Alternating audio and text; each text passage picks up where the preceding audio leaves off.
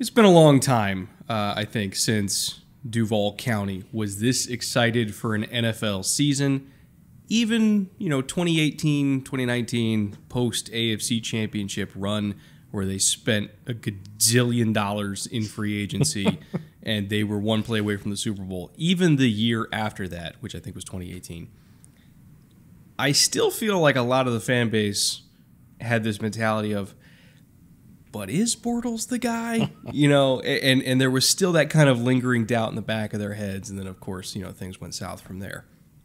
This is different, though. They didn't get as far as that 2017 team did, but there's more hope now than maybe ever before because they're sure their quarterback is the right guy. They're sure their coach is the right guy. And at the end of the day, that's kind of all that matters. They made more progress last year than almost any other team. Now, they had a lower bar to start with than almost any other team. Damn straight they did. However, that doesn't guarantee the amount of improvement that we saw last year. That was a product of a very positive environmental change, a meshing between head coach and the aforementioned superstar quarterback. That will breed a lot of hope, and rightfully so, in a fan base. We have a lot to go over today.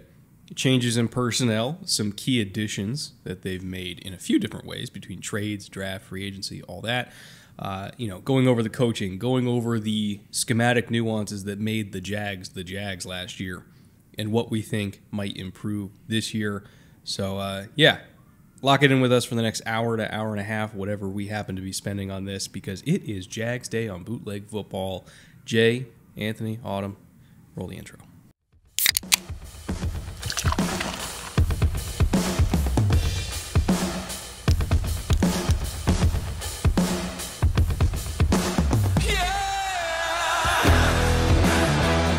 Welcome back to the Bootleg Football Podcast. I'm your host, Brett Coleman, here with my wonderful co-host, EJ Snyder. Like we said, it is Jaguars Day, and they are one of the more fascinating teams that we're going to hit, really, in the entire AFC. And it's a very packed AFC, to say the least. We've gone through the entire North. We've gone through, as of today, the entire South. We've hit the AFC West, which is, full of giant monsters and giant robots fighting each other as well. And yet, I still think the Jags have a shot to escape from all of those powerhouses and go on a real run here. And I want to emphasize that this is not a normal 9-8 football team last year. They were going through a lot of growing pains early. They started out, 2-6? And then all of a sudden, halfway through the year, they figured it out. They knew who they were at that point. And of course, Trevor Lawrence stopped playing hero ball, which was kind of his major flaw in the first half of the year, and just started taking what defenses gave to him. And all of a sudden, we saw the Trevor Lawrence that we always thought we could see. He was calm, he was in control, he was efficient, and occasionally then he would give us those big, monstrous, crazy throws that we always love to see. But once he stopped forcing it, they started winning. And to be honest, over the last half of the year, they were one of the best teams in the entire NFL. Not just the AFC, but in the entire league. We have a short on this channel that we made last year talking about Trevor right at that time when he was making the transition. He was making the jump and becoming that fourth quarter weapon where you wanted to hand him the ball. If you're a Jacksonville fan, if you're an opposing defense, you did not want to give him an extra possession because he was going to make you pay for it. And he was starting to do that with regularity. And you said at the top, doesn't feel like a normal 9-8 team. We've talked about a lot of teams already in this series where we're like, yeah, so they won 8 games, but it really should have been 6. This team won 9 games, and it felt like it could have easily been 10 or 12. I mean, if you're looking at the power scores, which was like, the bunch of different EPAs for different categories and everything like that, they finished above a lot of teams that won double-digit games because statistically they were a more efficient team than most organizations in the NFL. They just didn't get their shit together until the back half of the year, so they were kind of heavily penalized by that, first 7-8 weeks in the Doug Peterson era where they were figuring stuff out. But once they figured it out, they just didn't lose. Like they almost could not be beaten. They were that good of a team. And this year, they will be even better. Overall, they were a very balanced team, and that's always going to help your power score. I feel like this is another win for power score, where you have a 9-win team that finished inside the top 10 overall when we rank those. So 2002 results, again, 9-8. They did win the division. That was major improvement from the year before.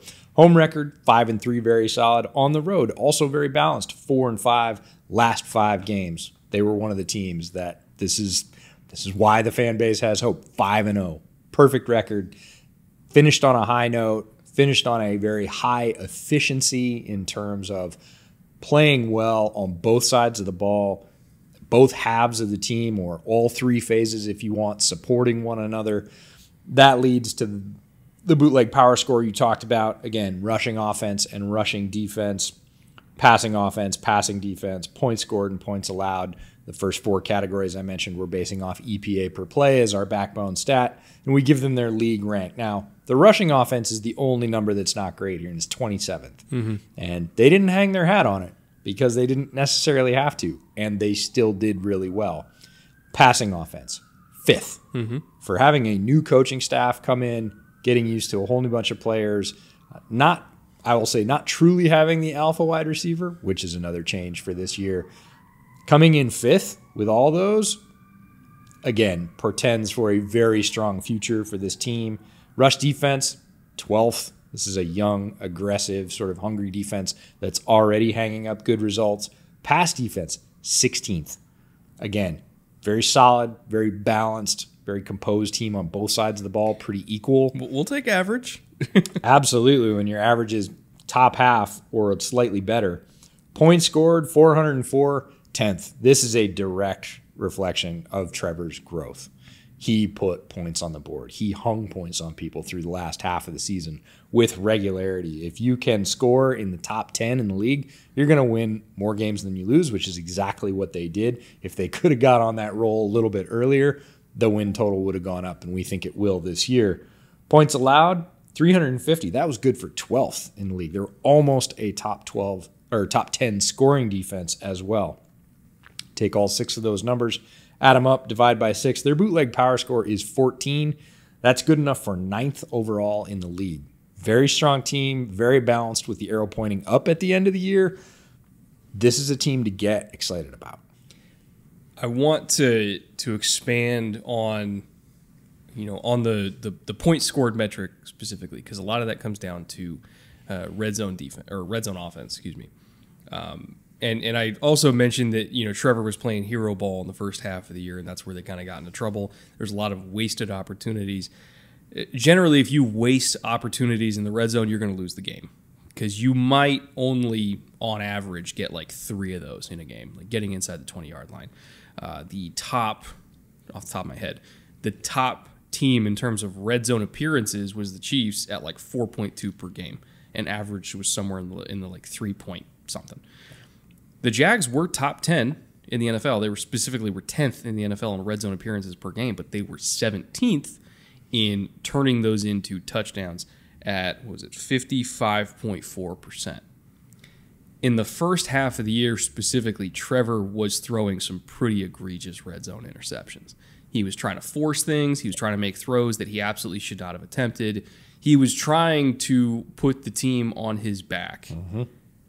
And for a young quarterback, that is a mistake that is very common, because they feel like they have to come into the league and they have to prove they're the guy.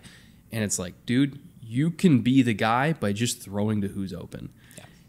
And to his credit, he learned that lesson pretty quick, and he stopped making throws that were unnecessary. It's like, you're already in scoring position. Don't fuck it up. Like, you can get 3. Just make sure you don't get 0, right? And so once he kind of learned what types of throws he could attempt and which ones he couldn't, all of a sudden the team became a lot more efficient at scoring, and again finished top 10 in total scoring. But their specific red zone scoring efficiency in the last half of the year skyrocketed because Trevor just started taking what was there. right? Letting guys do stuff after the catch, taking a 4-yard gain and moving the chains to get us down to the 8 rather than taking that shot to the pylon and getting picked off, right? That growth in particular from him was a huge factor that spurned that win streak that got them into the playoffs. And if he keeps that going this year and he just focuses on efficiency and occasionally taking a shot, but like a controlled aggression type of shot, so to speak, he will only get better from there.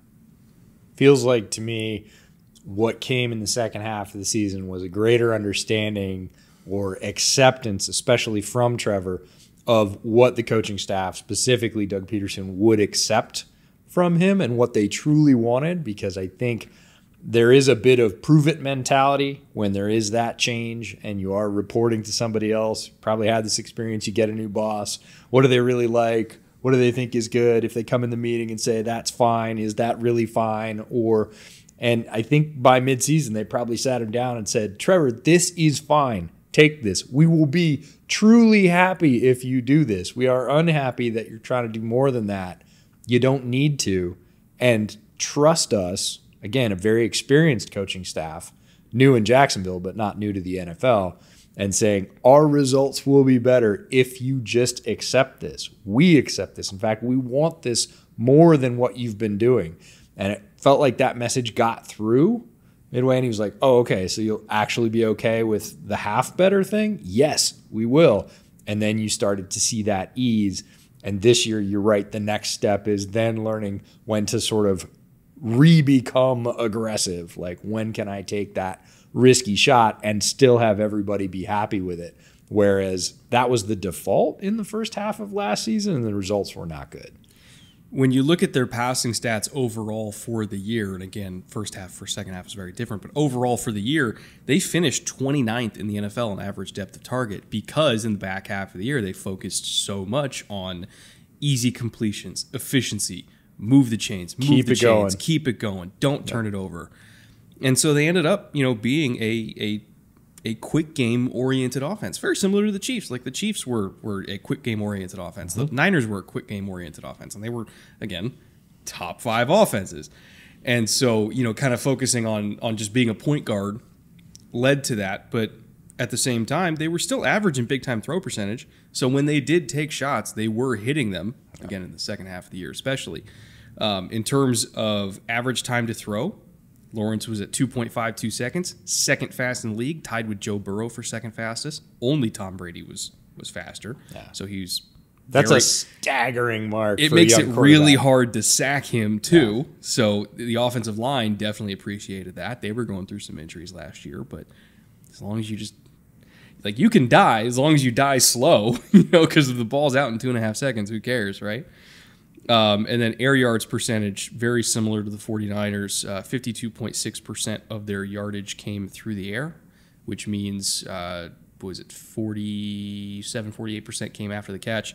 So they were 28th in air yards percentage, which means they were 5th in yak percentage, if we just flip that number around. So I think if you put this offense statistically up against the 49ers and to a degree, the Chiefs, they look fairly similar. Now, the concepts run were different. The styles of runs that were called were different, but statistically, they were very, very close in the back half of the year. When you boil it down, the building blocks are the same in terms of how are we going to get this done? How are we going to move the chains? How are we going to build drives? What are our bread and butter plays going to be when we really need 4 yards, 6 yards? And through the second half of the season, they really dialed those in, sort of culled the plays that weren't working, culled those less efficient deep shots. They still took them. And Lawrence threw some beauties, but this year he's got a major upgrade in his receiving hardware, we'll put it that way. I would expect some of those numbers to go up because both that comfort that we've talked a lot about already and that familiarity, I would expect the big-time throw percentage to rise even from being mid-pack at 15th. I would expect that to be 12th, maybe even 10th this year. And that air yards percentage to go up a little bit too. But again, they know they have an identity. They formed that and really solidified it. And to your word, got efficient with it in the second half of the season. and that became their identity because it kept working and that kept them on a roll. I would imagine some of that continues, but we're going to talk about one major. It's weird to call it an addition because he was on the team last year, but he gets to play this year in Calvin Ridley. That could change a lot of those numbers. Yeah, I mean, having a true number one is always going to impact a young quarterback. We look at the difference that Stephon Diggs made to Josh Allen. We look at the difference that, Tyreek was there before Mahomes, but you can't tell me that having Tyreek wasn't a big helper for Mahomes' development, because Mahomes was not without his flaws early in his career. Like, he's always been magnificent, but like there was stuff that he certainly had to clean up. But having Tyreek on the field to kind of cover up for some of those warts was an extraordinary boon for him, right? Justin Fields getting DJ Moore is going to be huge. Justin Herbert walking into the league and having Keenan and Mike was huge. Like, having a true number one, or in some cases, in Burrow's case, having multiple number ones is massive. And for the first time ever, Trevor has a true number one in Calvin. So, yeah, all the good numbers are going to stay good, and all the bad numbers are going to get better. That's kind of the point we're trying to make here. In terms of their run game, this fascinates me a little bit because, how do I put this?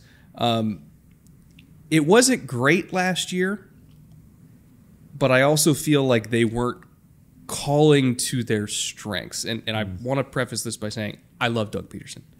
I love their offensive staff. They have a great offensive staff. Mm-hmm. They have a bunch of running backs on the roster this year, and ETN also last year, but especially this year. They have a bunch of running backs on the roster this year that excel in outside zone. They have a bunch of dudes that are great at outside zone. They were 25th in calling outside zone last year. Mm-hmm. They leaned more on inside zone. They were 6th in inside zone. They weren't very good at it.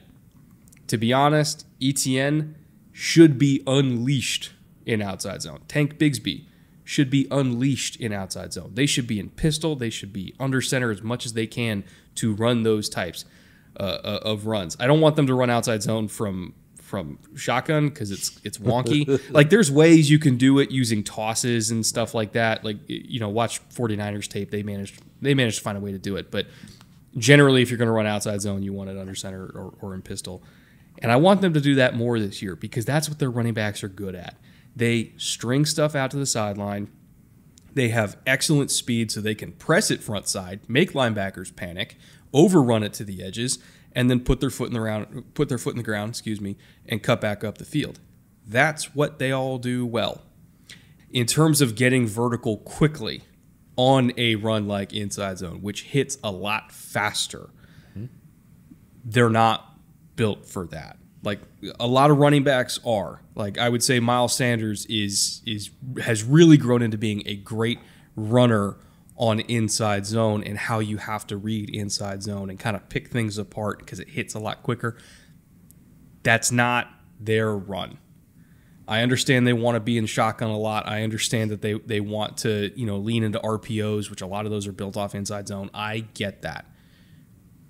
For the sake of their running backs, they need to cut that out and call more traditional outside zone stuff and really lean into the Shanahan-ish sort of aspects to this offense, because I think that's what they're really built to do.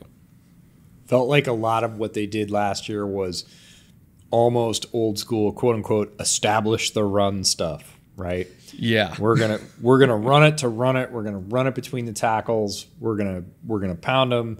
But again, they weren't staffed with a bunch of pounders. They've got better space players at the running back position. And I'm with you. I want to see that come up because as good as they are, if they want to move up into that sort of top 5 truly elite tier as a team, they're not going to be able to be 25th in rushing EPA again, right? They need to be closer to like 15th. And to take that jump, it feels like, I'm with you, they need to shift that balance to more plays that have more space in them. Mm-hmm. Inside zone has space, but again, not it's as much. Less space. I want to see more space and their backs and some of their tackles too operating in greater amounts of space, because I think it will move the needle for EPA per play and get them to be a more efficient team with those plays, and not just we're running them to running them. We're running them so we have balance. We're running them so that the defense can't key off on the things we really want to do in the pass game. Like, eke a little bit of efficiency out of them. Don't just make them plays that you run to run.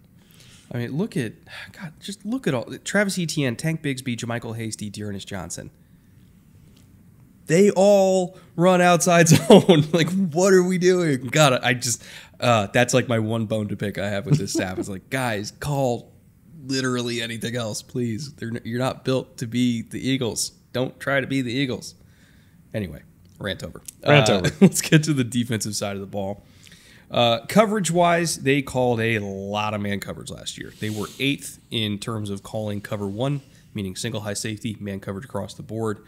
They called it 25% of the time. That's a lot relative to the rest of the NFL for man coverage. Yeah. They were relatively average in cover 2 at 15th. They were a little bit below average in cover 3 at 20th. They were well below average in quarters at 25th, well below average in quarter half at 20th. But 2-man, they called a little bit more of an uptick in that at 12th. So again, they do love their man coverage in Jacksonville. And I feel like they low-key have some DBs that people don't appreciate enough for how good they are. Like, shout out Tyson Campbell. I don't think anybody in the national media ever talks about Tyson Campbell, but he's grown into being a really good corner for them, especially in man coverage. And, as long as they keep adding pieces to go along with Tyson Campbell, like, I kind of want them to keep that up, because if you can play man coverage and they know you're playing man coverage and they still can't separate, I mean, then the world's your oyster. You can kind of do whatever you want on defense at that point. I call this a stand-up-and-play defense. They have been assembling dudes through the draft, through free agency for 2 to 3 years now. And by dudes, I mean athletes. They have been assembling a straight-up, we're going to stand up and play, man, and our guys are better than your guys, or our guys are as good as your guys. Like, we're going to stand up, like you and me, let's go. That's what this defense feels like to me. And they really built it off the backs of a bunch of really good athletes. I'm a huge Darius Williams fan. I thought he was underrated when he was here in town. They signed him as a free agent. He's on the other corner from Tyson Campbell. Andre Sisco is a really good young safety who can absolutely bring the heat. Josh Allen is a really good young pass rusher for them on the other side who doesn't, again, get press. He's like Tyson Campbell except on the defensive line. Roy Robertson-Harris, who was a favorite of mine in Chicago and just got a big re-signing deal from them because he is an ass kicker. This is a stand-up, man-to-man, we can take you one-on-one without a lot of necessarily schematic help. It's not that their scheme is vanilla, but this is a straight-up, come on and play us defense. They let their guys go play. That's right. They don't play complicated coverages that have a million different checks and that have a whole bunch of different rules and answers for everything, like what you see with a lot of the Fangio guys, right? They'll have just checks for fucking everything, right? They don't do that as much, because as great as it is to have answers for everything, if you're making players memorize answers for everything, that's when breakdowns can happen. Minnesota. So they play you straight up. And in terms of blitz percentages, they're another one of these teams that does like to bring a lot of pressure because they trust their guys to hold up in man. So they were 9th in terms of bringing it in short yardage situations. They were 7th in their third and medium blitz percentages at 44.4%. That's a lot of blitzing in third and medium. They did back off in third and long generally. That's where we start to see the cover 2 stuff more come in. And then overall stunt percentage on third downs, they were 8th. So it's a lot of guys flying at a lot of weird angles and extra bodies. And then once they get you into third and 9, that's when they'll play cover 2 and rally and tackle and all that kind of stuff. But it's a very, very aggressive defense. Yeah, it feels like they're going to lean on all those athletes to come get you. And, yeah, they're going to bring heat. and count on those guys in the secondary, those athletes in the secondary who can hold up in man, and they're just going to call a lot of it. And there are other defenses like this in the NFL, but in terms of like pure excitement factor, once they're figuring it out, and again, understanding that you have a younger defense and trying to get them to play fast as you can by limiting those rules and saying it's A or B, go get them. And you started to see that in the beginning of the year, and it rolled in pretty quickly. And by the middle of the year, this defense was flying around, whether it was blitzing, whether it was stunts, whatever else. Guys were playing fast and very aggressively, and they all have a ton of athletic talent. If we just list RAS scores for the Jacksonville defense, it's a lot. Staggering dudes in terms of athletic score overall. And they were able to turn that loose. And that was one of our questions we had in this episode last year was like, how quick are they going to adapt to the new coaching staff on offense? How quick are they going to adapt to the coaching staff on defense? And anything, I think I felt like they got up to speed on defense a little bit more quickly. Again, we talked about that lag they had before they really clicked to Peterson's system on offense. I felt like the defense clicked even a few weeks before that, and you started to see guys play their assignment really, really quickly. And that's exciting when you've assembled this much talent on defense. I mean, their last 3 games in the regular season, now keep in mind it was the Jets, the Texans, and the Titans, but they allowed total 22 points across 3 games. That's hard to do in the NFL.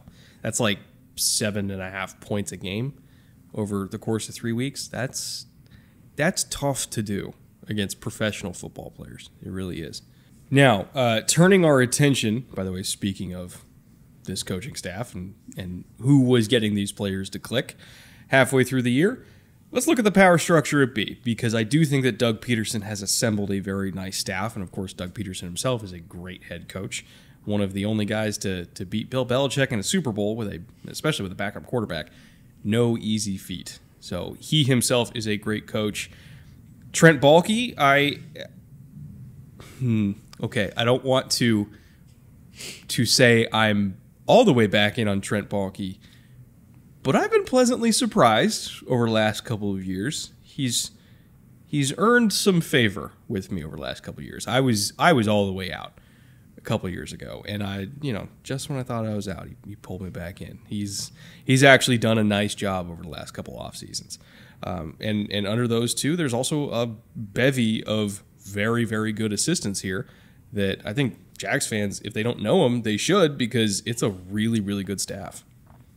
I would completely agree. Offensive coordinator Press Taylor, we need to talk about the success they had overall in a year coming in as a new coaching staff, meshing with a team that had a lot of questions, not only about culture, but certainly schemes that were being run that were outdated and whether or not they could make it all work in the NFL.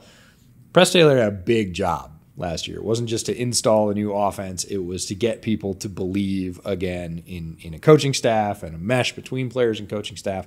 And the fact that he was able to do that along with the rest of, because we know Doug Peterson has his hands on the offense for sure. And we were both really, I think, thrilled by his hire. We want to see Trevor reach the heights we think he can reach. And we thought Doug was a guy to help unlock that. Press Taylor's role in that shouldn't be minimized. And I wouldn't be surprised if he's getting head coaching interviews at the end of this year. If what happens in Jacksonville happens. If we think could happen. Right. If what we expect happens in Jacksonville this year, Press Taylor is probably going to be a hot name in the coaching circuit next year, and rightfully should be. Defensive coordinator, we talked about the growth and the speed of that defense and how fast they were playing and how well overall the front end was supporting the back end. By the end of the year, Mike Caldwell, defensive coordinator, deserves a lot of credit for that. Heath Farwell, this is a team that threatened on special teams. They had some kicking troubles, but overall, a very experienced staff. We went through all of it last year. Peterson brought a lot of NFL experience with him. Other notable coaches on offense, Mike McCoy is the QB coach, 19 years of NFL coaching experience, including 4 as a head coach. Again, we see head coaches bring in former head coaches, either as coordinators or sometimes even position coaches or special assistants that they can lean on. That's a bevy of experience that can elevate an entire staff, and I feel like Mike McCoy is absolutely a piece to that. As a player, McCoy played in NFL, NFL Europe, and the CFL. So has experience in 3 different football leagues. I always think that's fascinating. Bernie Parmalee, this one for a long time Dolphins watchers will be a name that rings a bell. He's the running back coach, 15 years of NFL coaching experience. I realize if you watch Bernie Parmalee play football, that makes you feel really old. Played 9 seasons in the NFL and was Doug Peterson's teammate when he was on the Dolphins. That part I missed. But again, it's a relationship business. Doug Peterson was on the Dolphins? Mm-hmm. When was that? Yeah, exactly. That's the piece is, Doug Peterson had a little bit of a journeyman NFL career. I think I missed that one. Right? Really? Mm-hmm. Okay, I believe you. And Chad Hall, the wide receiver coach, spent 6 years on the Buffalo staff before coming to Jacksonville with Peterson. Former Air Force QB, played with the Eagles, 49ers, and Chiefs in the NFL. So interesting, there was a lot of talk when Chad Hall was being recruited to be in the NFL. Hey, is he, what are we going to do with this guy? Because, Air Force ran Wishbone, a bunch of other stuff in his day. And it was like, is he a wide receiver? Is he a running back? Do we want to play him as it was a little bit before the Wildcat craze in the NFL, but that was the type of player he was. Ends up as a wide receivers coach. On defense, Bob Sutton is the senior defensive assistant. Now, if there was ever a more general title. Every Chiefs fan just turned this show off. Yep. And they're like, what? That's where he ended up? Okay, this is crazy. 50 years of coaching experience, including 23 in the NFL. It's insane. That's staggering. And to bring that much experience, again, to have a former head coach and McCoy on the offensive side, Sutton with 50 years of coaching experience, including being a defensive coordinator with the Chiefs, which we just mentioned, and the Jets. His first coaching job was under Bo Schembechler at Michigan. I wonder if he coached Jim Harbaugh then, when Jim played for Bo. It's possible. I don't know how long he was there. He might have. This is the scary part. He might have even been there before him. Jesus Christ! And then left. It's a long career. Again, when you've been coaching for 50 years, that's a heck of a thing. Brenson Buckner is the DL coach. 9 years of NFL coaching experience already. 12 years as a player. This is one of those staffs that has a lot of former NFL players. So other notable players on the staff: Tony Gilbert, Cody Grimm, who's the son of Russ Grimm, Deshae Townsend, and T. Mitchell are all on this staff. So Peterson, much like Pete Carroll and other coaches throughout the league, like to bring that experience from the playing side into their coaching staff, give those now young coaches in the NFL, some of their first experiences, and it's just building a tree, right? Peterson's part of a tree, and now he's sort of building his own coaching tree. These guys are all going to go on to other coaching opportunities throughout the league, and who knows where they go. Yeah, it's a really fun staff. Multiple generations of coaches, especially coming to Sutton. Guys that have a ton of experience, guys that are just starting out their careers. All different backgrounds, all different positions, former players, guys that started out coaching in high school. Like Peterson himself has coached at every level of the sport. It's a really, really fascinating, diverse staff. And I feel like diverse staffs like that, where everybody can pull from different life experiences, always tend to do the best, right? Because they're not a monolith. They all think differently, and when you have a bunch of different ideas in a room, you tend to land on the best ones. All right. With all that information, download it into your brains now. We talked about Trevor. We've talked about Calvin a little bit. We talked about the weapons. We will be talking about a couple of the young linemen that they've got coming up here. But with everything that we've gone over so far, would it shock you to know that Calvin Ridley right now, before training camp even starts, is already going at wide receiver 16? No. The hype train never left. No. It shouldn't have. Again, if he had suffered a grievous injury or had fallen off in some way, that's not why he wasn't on the field. And when he left the field, the last time we saw him playing, he was playing at an exceptionally high level. Mm-hmm. So kind of nothing changed. We just, took a year of wear and tear off his odometer. But other than that, this is a player entering a role where arguably, again, on a top 10 offense, he is wide receiver 1 with a bullet. Like that is uncontested as fact in Jacksonville. It was when they got him. They paid a price to get him. They knew it was going to be a deferred price. They were going to pay it now and not get his services till later. They did it happily because it's very hard to get a player to fill that role, and he is absolutely that player. It's not a projection. He's already done it in the NFL. They know, like you said, as you look around the league, when young quarterbacks get that player or they come into a situation where they already have that player, makes a huge difference. And you mentioned Joe Burrow, which is really interesting because he came in, he had T. Higgins right away, who was not a number 1 at that time, but played very solidly like a 1A, and now I think is a 1 in his own right. But the next year they added another one, and his game went up again, right? He had a good one, almost a great one, added a great one. The other one got even better, and Burrow's level continued to increase. Josh Allen with Stephon Diggs. Major jump when he arrives. I think we're going to see that jump. You mentioned Justin and DJ. Like, we're going to see that. Young quarterbacks need that guy. And when the Jacksonville Jaguars said Ridley's available, they threw their money on the table. They didn't even hesitate. They're like, when this comes to pass, when he gets back on the field, which wasn't even assured at that time. Yeah, they did it blindly without knowing if when he was really coming back. Right, when that was going to pay off. And they did it anyways. They had that much faith in the difference he's going to make in this offense, and I think that's reflected in that ADP.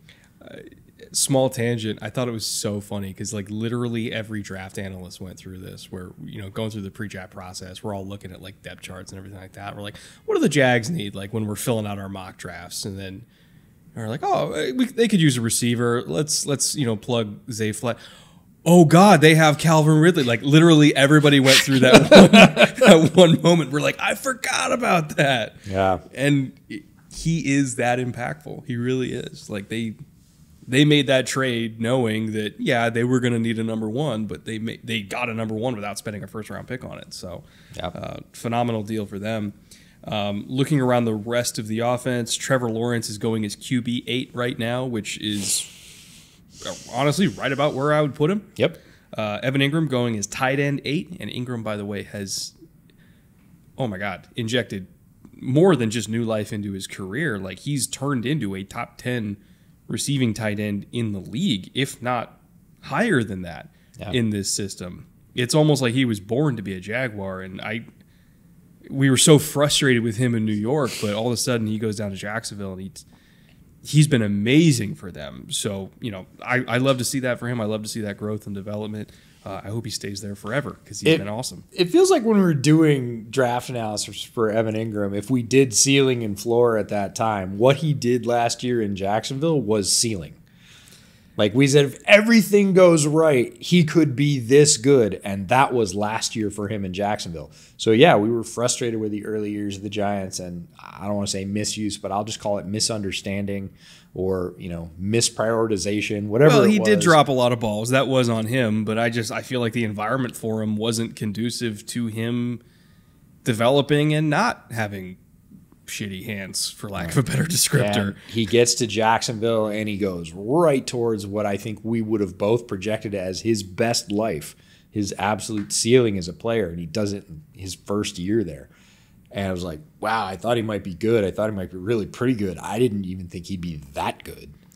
Just to see where he was to where he is now, unbelievable yak threat, catches everything, great in the red zone, better blocker now even than he was in New York. Like, well, that was a low bar. I know, but still, everything that he was bad at that frustrated Giants fans, he got better at in Jacksonville. And I don't know if that's just like difference in coaching staff, and that's not on Dable, right? Dable just got there, but it really does.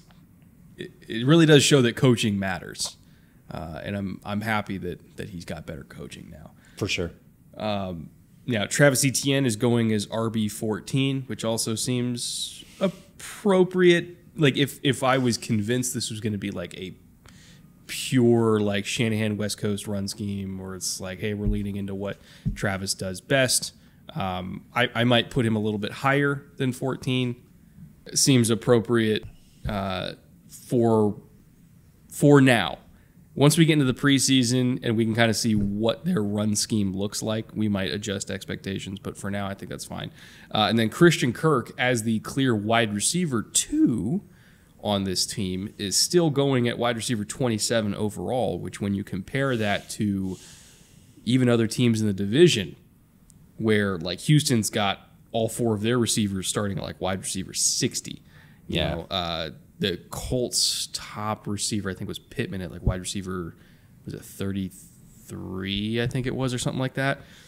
So for the Jags to have 2 receivers that are in the top 30 receivers being taken, and then they also have a top 10 quarterback, they have a top 10 tight end, they have a fringe RB1 at ETN. You know, Zay Jones is at wide receiver 55. Like, Zay Jones, as their number 3, is still going higher than every receiver in Houston, right? Mm-hmm. What that signals to me is that there is no discounts on the Jags offense. Everybody's drafting them all early. Everybody wants a piece of it. So if you want a piece of the Jags offense when it comes to your fantasy team in any format, honestly, you're not getting a value. You got to take it early or you're not getting it at all. It is what it is. Deal with the pricing. That's what hype trains are. If you're value hunting, you're not going to take a single Jaguar. Yeah, go elsewhere. Everybody's expecting a ton of production, and you're going to pay for it if you get it. Like, that's the thing. If you want a Jaguar on your team, cool. Probably going to get good value out of it. I don't mean value. You're probably going to get good production. You're probably going to get decent return on investment. But is it going to be like a value? Is it going to be bargain shopping? Don't expect that. In terms of the season-long pick'ems, you might get a little bit of value there. Trevor Lawrence, like if you're trying to go higher or lower on season-long passing yards, he's under 4,000. He's at 39.75, which seems like honestly the only true value, like really good value that you're going to get. Like that seems a little bit low. Maybe they're building in like for potential like injury, or maybe if they feel like they're going to have a spot locked up and he won't play in week 17. Like those are things that get factored into that number. But even then, it would have to be like 4,500 before I really start. I was going to say, what's the number you'd back off at? Because if that number was at 42, I would still be taking the over. At 30 whatever, I feel comfortable throwing 20 on that. And packaging that with like the Anthony Richardson number. Yeah, if he's playing and these weapons are doing what they need to be doing, the chances he's going to be under 4 with what we saw last year, very small. Yeah. Worth an investment. Let's put it that way. Travis Etienne is at 950 rushing yards, which, again, depending on the carry split that we're expecting with all 4 of these running backs, like you could sell me on that. I do think that a lot of his production is going to come through the air. Evan Ingram is at 625, which seems low, but for tight ends, it's up there. It's solid. Christian Kirk is at 800, which for a number 2, again, solid. Like there's not great values with any of those. Calvin Ridley, though, is only barely ahead of Christian Kirk. He's at 855 for the season. So maybe they're pricing in some rust there. Yeah, but feels like it.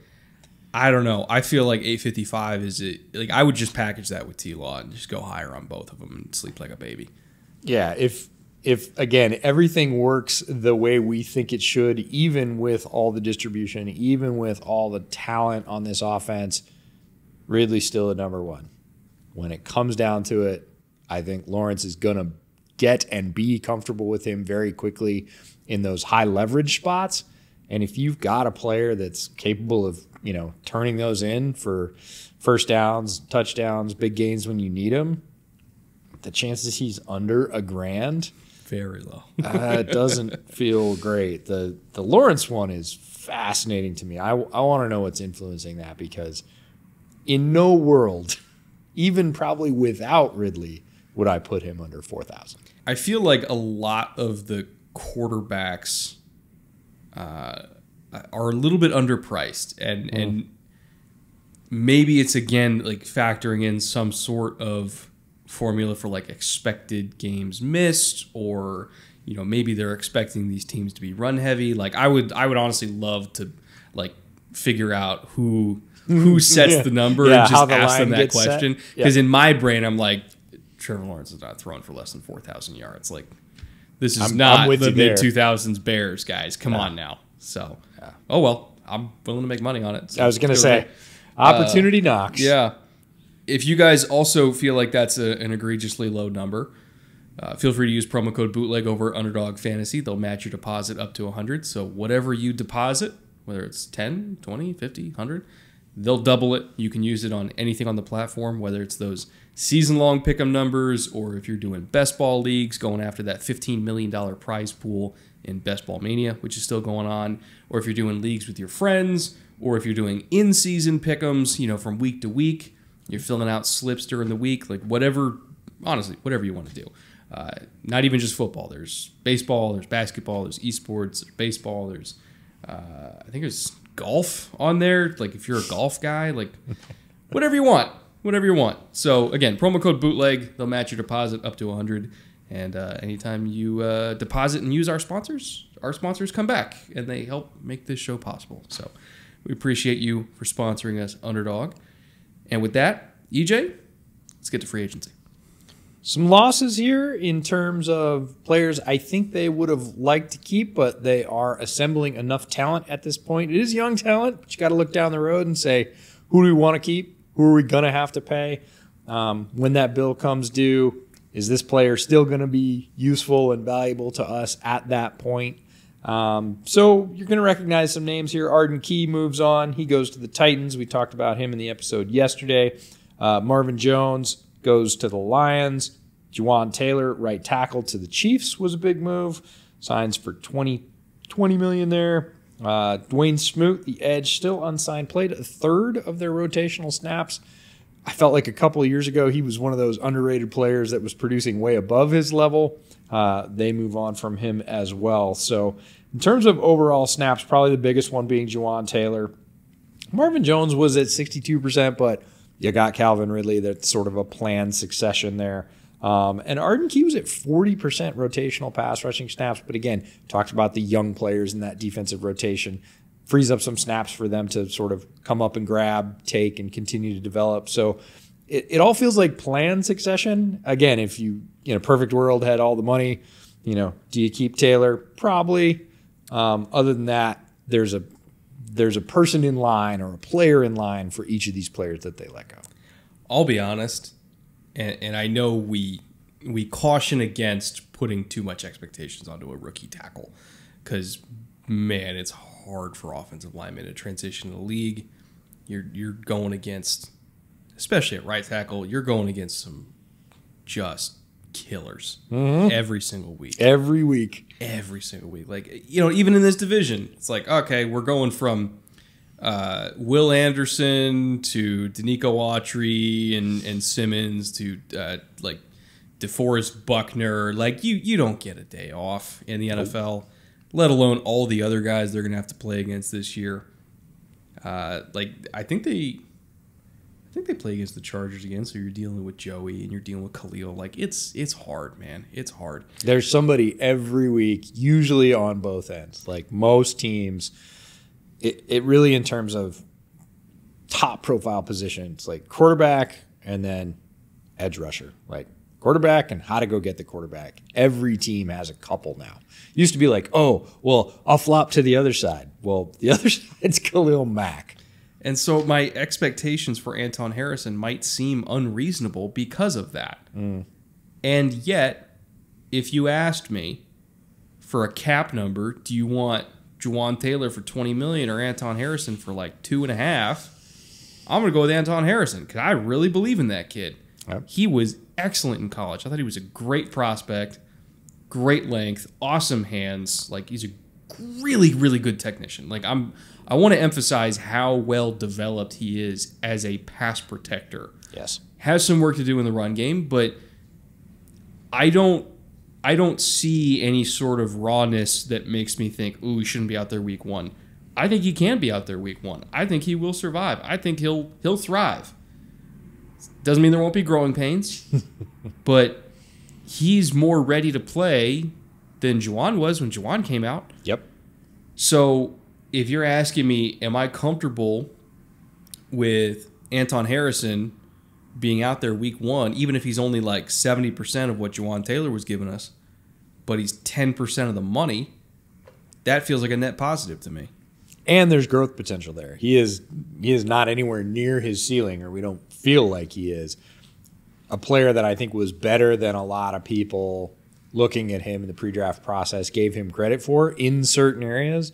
I feel like maybe one of the reasons they leaned on him or lowered him in their rankings a little bit was because of that lack of completeness, because he was so good in one area and pretty underdeveloped in another area. It's not that physically he can't do that. It's what he wasn't asked to do it, and what he was asked to do the most in college, he was really good at. And there's more potential after that. So I like the trade-off, and I certainly like it from a team-building perspective. Feels like you're going to grow into it and not going to get Trevor killed on week 1 if he starts. That's ideal, yeah. I'll take it.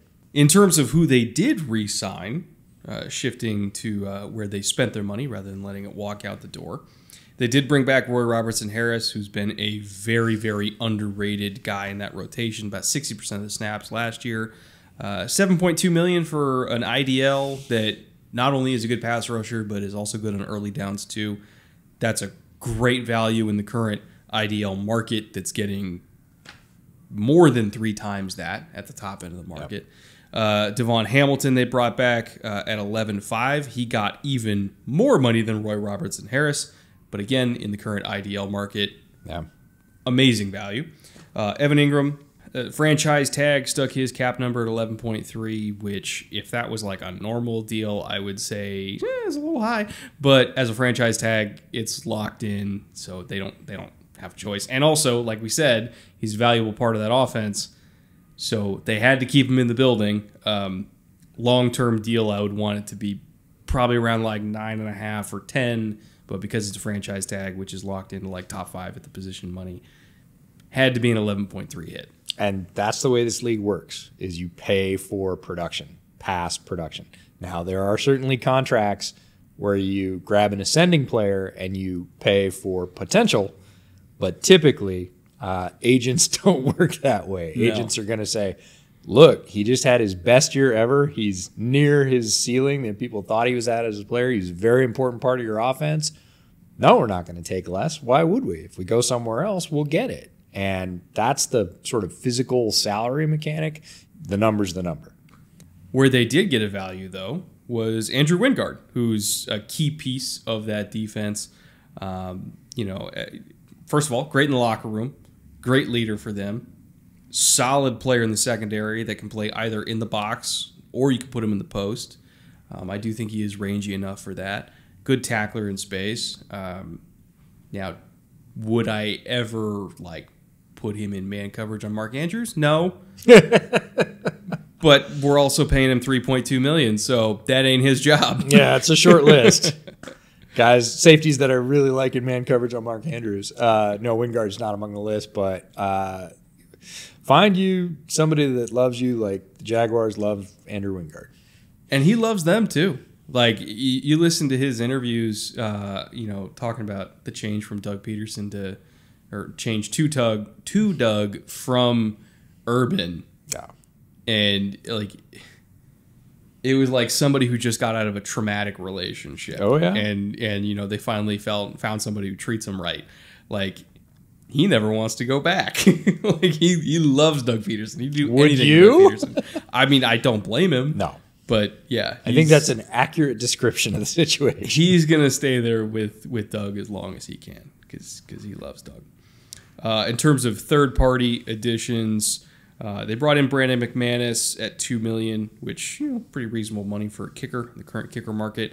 Dearness Johnson at $1.2 million to be, I guess, RB4. He's competing with JaMychal Hasty for...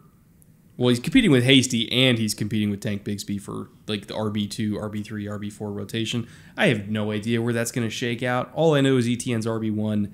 They'll figure out the rest in camp. But, I'd rather have Dearness than not because he's a really, really good running back.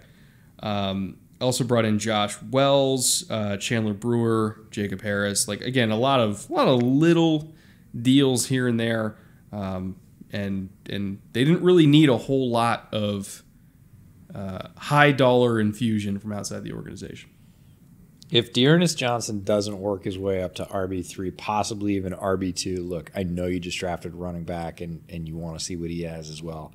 Like, Dearness Johnson's already been there and done that. We've talked about players throughout this series who are sitting behind very talented guys in their room or their rotation and could start on a lot of teams. I feel like Dearness Johnson is that guy and has already proven that. To get him for 1.2, to have him in that rotation, currently listed at like RB4, but take that with a grain of salt because it's the preseason depth chart.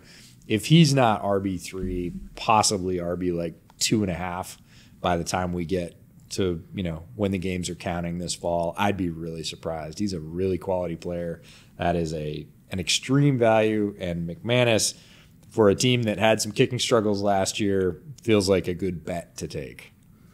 My theory for why they didn't bring in a lot of free agents from outside the organization, let alone spend a lot of free agents from outside the organization, is because they knew that they were going to use a shit ton of draft picks this year. They had 13 draft picks, and I think in their view, they're like, hey, we got a quarterback who we know is really good. He's going to cost us $50 million a year.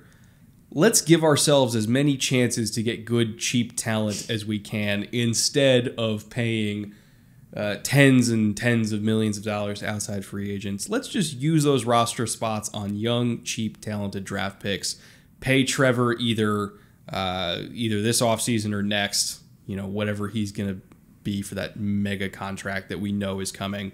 They have a few other guys coming up in the next couple off seasons that are going to cost a lot of money as well.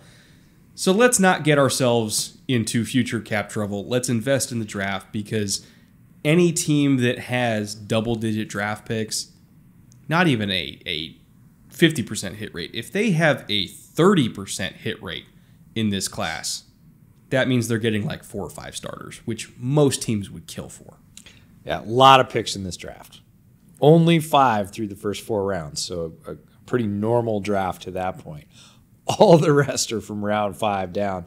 And if you're talking about those picks really through round 5, I was pretty much with Trent Baalke and his staff in terms of evaluation, value. There's a couple that came a little bit early. After that, there's some what I would call wild swings in here. And again, they're below round 5, so that's the time you're going to take those. But this is really the tale of 2 drafts for me. The top half, which is I'm counting as round 5 and above, is one thing. And I was like, yeah. Wow, the Parker Washington slander.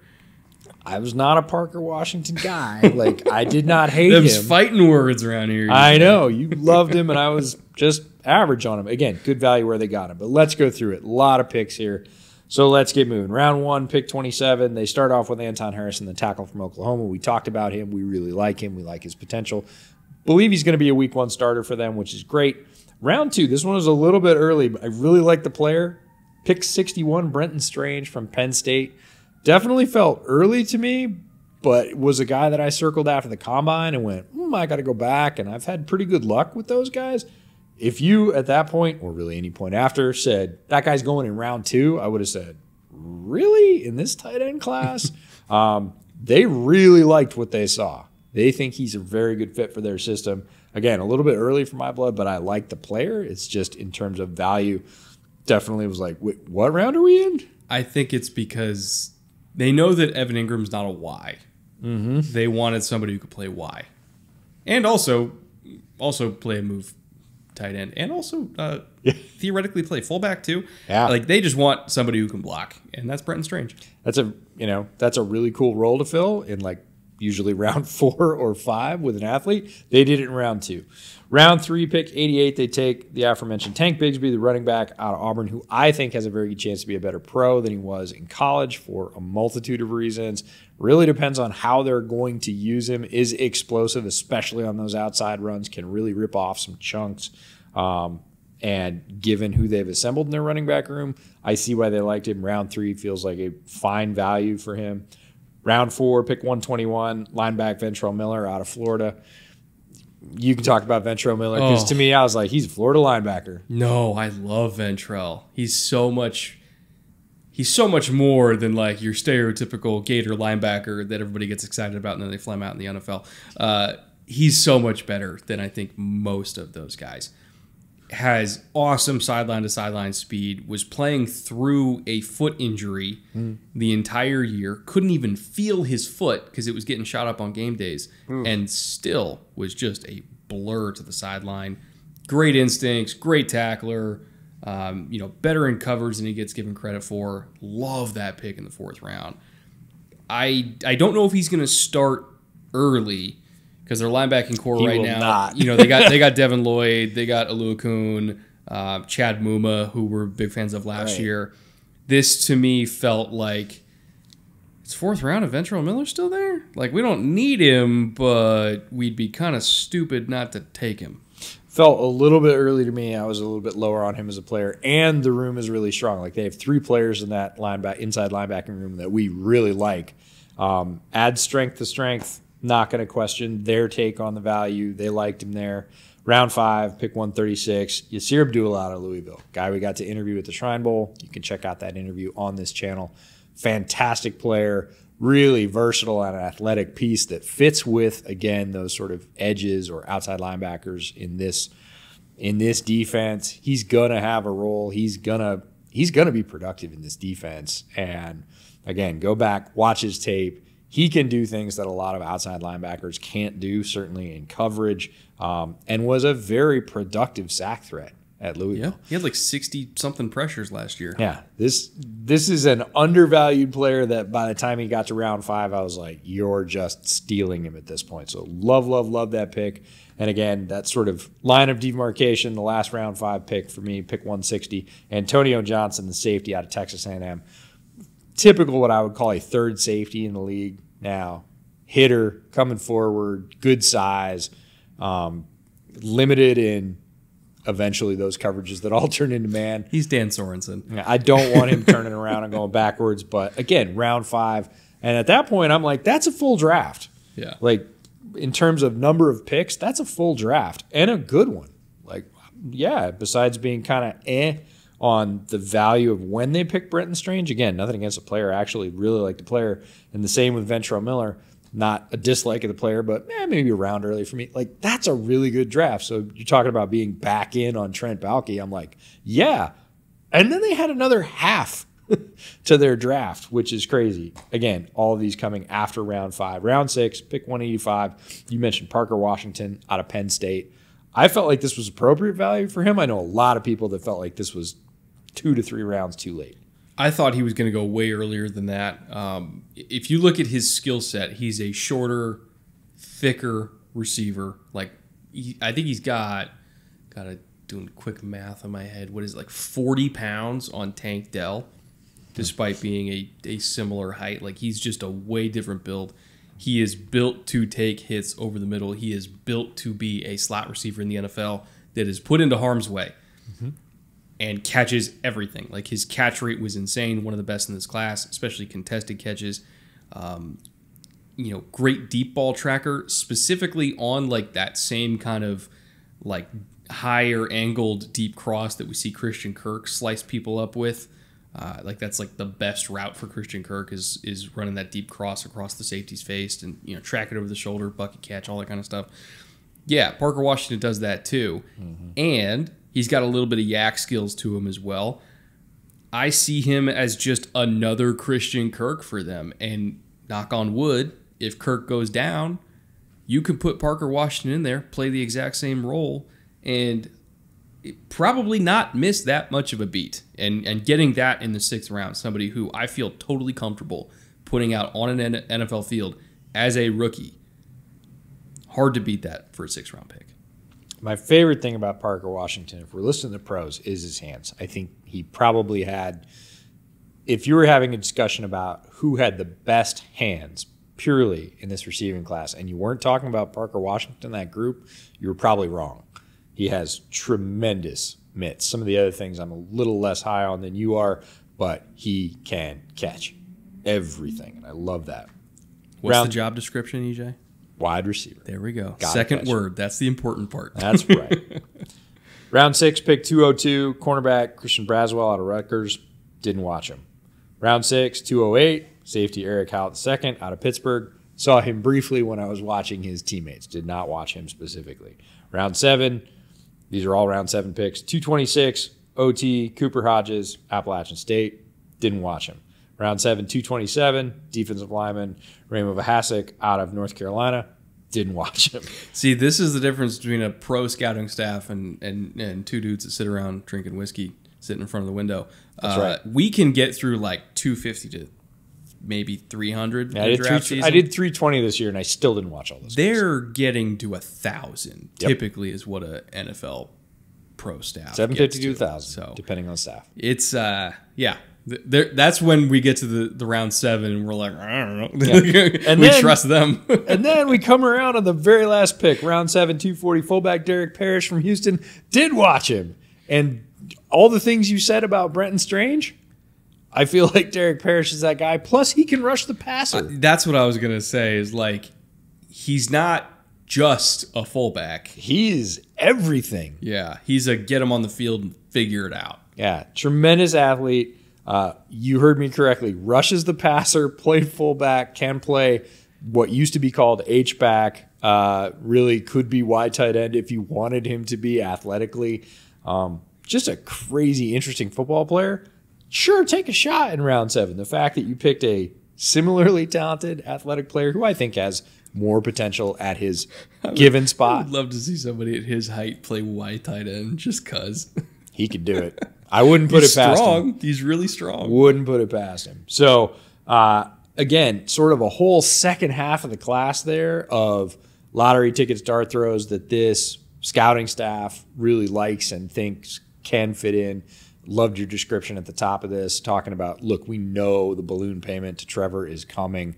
We need to fill the roster with guys that are going to develop, that are cheap labor.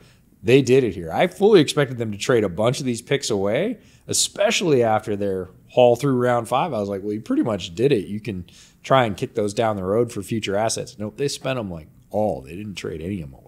Now, all of that brings us to our last 2 segments. We have the report card and then our final ceiling and floor for win totals for this team, which obviously Jags fans are waiting on bated breath for. Yeah.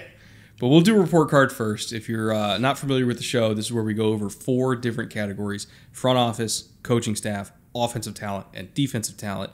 And we grade them one of 3 grades: up, down, or even for where they're at right now relative to where they were at the end of the season.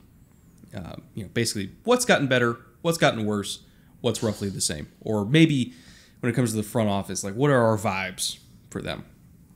Front office, we did praise Balky, but also just with my preconceived notions about Balky, I'm going to go even, which is a win because, boy, I was down on Trent Balky something fierce a couple years ago. So I have backed off my he's got to go crusade, flaming hatred, and I'm in a wait and see pattern now. And we'll see a year from now what this looks like. If he puts together another good offseason, I'm like, all right, fine. We're back on board. But for now, he has earned the wait and see even grade for me, which is a win. Coaching staff, we're going to go even there as well.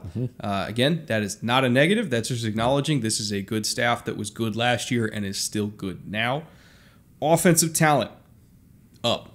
No other argument than up. You're adding Calvin Ridley. You're adding a lot of the rookies that we're excited about.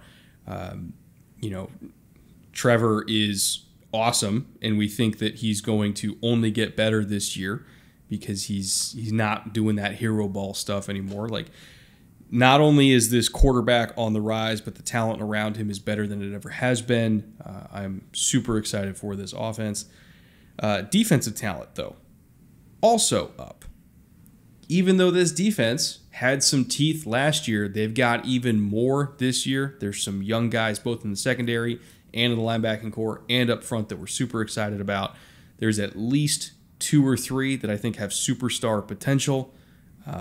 We'll see if they kind of take that next step this year, but this could very easily be a team a la Cincinnati or Buffalo, that finishes like top, I won't say top 6 to 7. Let's go conservative and say top 10 on both sides of the ball in every category.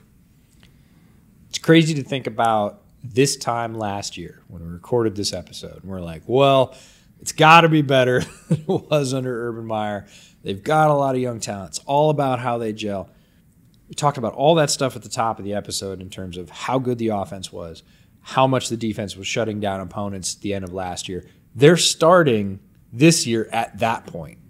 And all the growth we saw last year from that uncertainty, we're already past all that. We already have answers on both sides of the ball. We have all these young players with another year of experience. Like, they're starting from where they finished at the end of last year. They don't have to install new systems. They don't have to get used to a new coaching staff.